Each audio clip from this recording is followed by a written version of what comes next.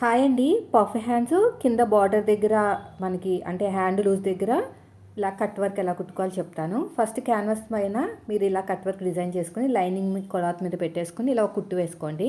దీన్ని తీసుకొచ్చి original cloth మీద పెట్టుకుని నేను వీడియోలో చూపించినట్టు నీట్గా సూదిని కింద నింపుతూ పాదాన్ని పైకి లేపుతూ నీట్గా ఇలాగ స్టిచ్ చేసుకున్న తర్వాత కట్స్ ఇచ్చేసుకోండి. ఇలాగా బాగా తిరుగుతుంది. ఓపెన్ చేసేసుకుని నీట్గా ఐరన్ చేసేసుకోండి. లేదంటే మీకు ఫినిషింగ్ నీట్గా కనిపించదు. ఇలా ఓపెన్ చేసుకుని ఐరన్ చేసుకోండి. ఐరన్ చేసుకోకపోతే మాత్రం మీకు రాదు. ఇలాగా మొత్తం కూడా ఐరన్ చేసేసుకోవాలి. ఇప్పుడు పఫ్ హ్యాండ్స్ ఎలా కుట్టుకోవాలో చెప్తాను. నేను ఒరిజినల్ క్లాత్ని ఎక్కువ తీసుకున్నానండి. ఎంత ఎక్కువ తీసుకున్నానో అదంతా కూడా ఫ్రిల్స్లా పెట్టేస్తున్నాను కింద పైన కూడా. సో ఇది వచ్చేసి ఎత్తినట్టు వచ్చే క్లాత్ అనమాట, అణిగినట్టు ఉండదు ఈ క్లాత్. అందుకని పఫ్ పెట్టగానే ఇంకా ఎక్కువ ఎత్తు వచ్చింది.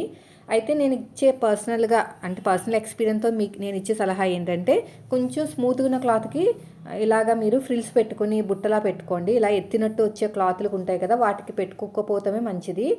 లేదంటే పైకి ఎత్తినట్టు వచ్చేస్తాయి అనమాట ఇదంతా. సో ఇలాగా ఫ్రిల్స్ పెట్టేశానండి. ఎగస్ట్రా ఉన్న క్లాత్ని కట్ చేసేసుకుని దీని కింద మనం ఇలా పట్టీ పెట్టేసుకుని నీట్గా స్టిచ్ చేసేసుకోవాలన్నమాట.